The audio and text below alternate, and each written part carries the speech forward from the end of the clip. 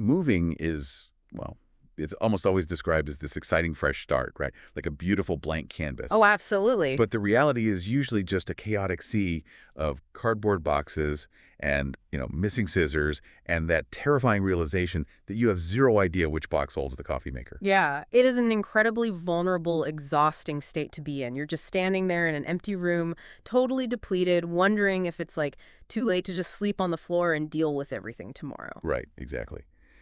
And since you, our listener, are already browsing the perfectgift.com housewarming guide, you clearly want to help a friend or family member avoid that exact feeling. Yeah, you want to actually help. Exactly. Yeah. You're an intentional gift giver looking to celebrate their big milestone without adding another cumbersome item to their to-do list. So today, our mission for this deep dive is to look at this guide together and uncover how it so brilliantly balances, immediate practical relief with those charming touches that actually help someone feel settled. Yeah, let's look at their curation strategy. Yeah. Because the initial hurdle of a move isn't really about decorating, right? I mean, it's about sheer survival. Oh, totally. Pure survival mode. Right. So the guide opens with something that maybe doesn't immediately scream traditional housewarming, but it is arguably the most effective, and that's gift cards. Yeah. Think about the mechanics of moving.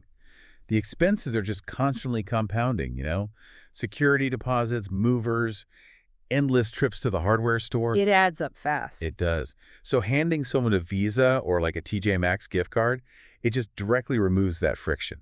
It provides that financial breathing room to just go grab overlooked essentials without a second thought. Or even consider the Uber Eats card.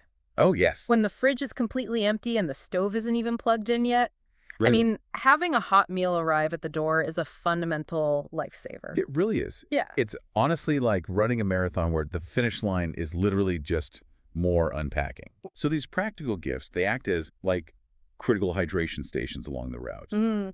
But for those who want to offer that same immediate relief with maybe a bit more indulgence, the guide points to the Harry and David Housewarming Deluxe Favorites gift basket. Oh, yeah. That basket functions so similarly to the gift cards because it solves that immediate need for sustenance, but it just feels distinctly luxurious. Yeah, giving someone truffles, premium popcorn, and savory cheeses. It provides a ready-to-eat luxury right in the middle of a super messy transitional space. Exactly. But then, once that initial exhaustion fades and the boxes are finally broken down, the mindset of the new homeowner shifts. Right. They go from simply surviving the move to realizing, wait, I actually live here now. How do I make this feel like me? Right, the cozy decor phase. Yes. And the guide suggests items like a gently swaying rocking chair, smiley pot planter, and a Nordic cabin incense holder.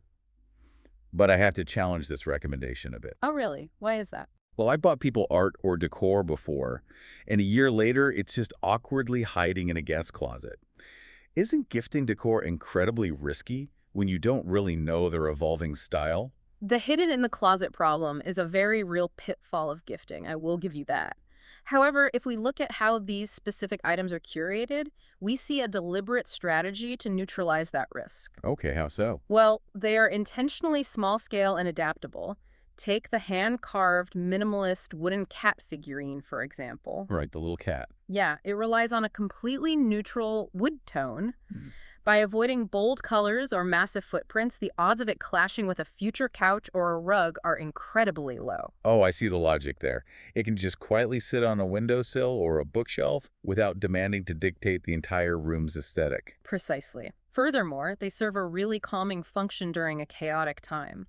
Lighting incense in that compact Nordic cabin holder, it establishes a simple grounding ritual. Yeah, it's not just a physical object. It's a tool to sort of carve out a small moment of peace in an otherwise overwhelming environment. And that transition from chaos to calm, it eventually leads to the final hurdle of moving, which is opening the door to guests.